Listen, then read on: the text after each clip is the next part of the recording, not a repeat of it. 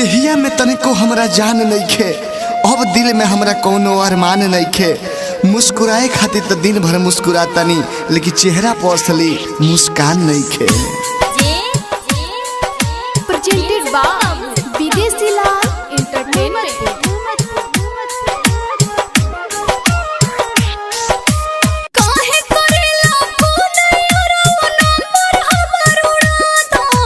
अरे हर जाई, तू वादा कइले रहलू कि ससुरा में जाएब तो वही तरह के बुलाएब और फोन से बतियाएब। सब भुला गइलू, सब भुला गइलू।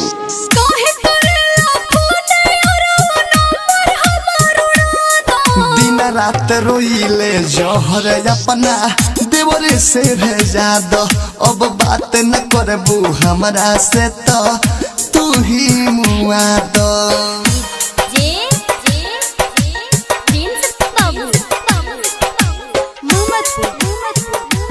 प्रेजेंटेड बाय विदेशी लाल एंटरटेनमेंट रिकॉर्डिंग स्टूडियो जादवपुर। जान जाई मोर भतर जानू मार के हमके मुआ दे हो। जन्म जन्म के कहल वादा कैसे आज भुला दी हो।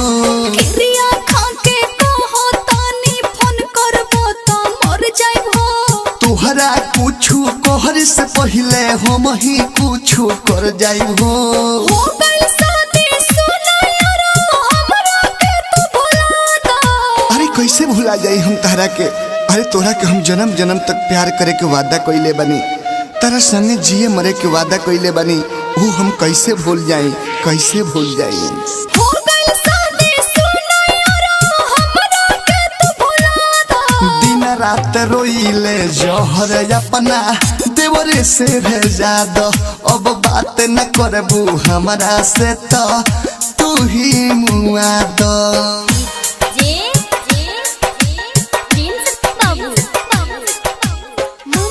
प्रेजेंटेड बाय रिकॉर्डिंग विदेशी लाल जादू एंटरटेनमेंट।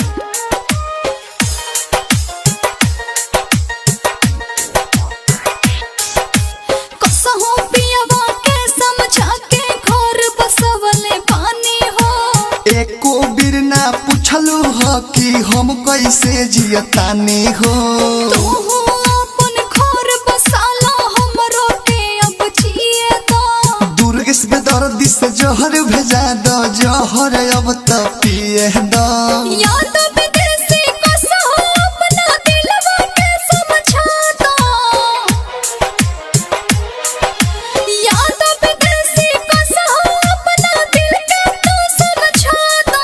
दिन रात रोइले जहर अपना देवरे से भेजा दो। अब बात न करबू हमरा से तो तू ही मुआ दो। काहे करेला फोन यारो नंबर हमर उड़ा दो। काहे करेला फोन यारो नंबर हमर उड़ा दो। दिन रात रोइले जहर अपना देवरे से भेजा दो।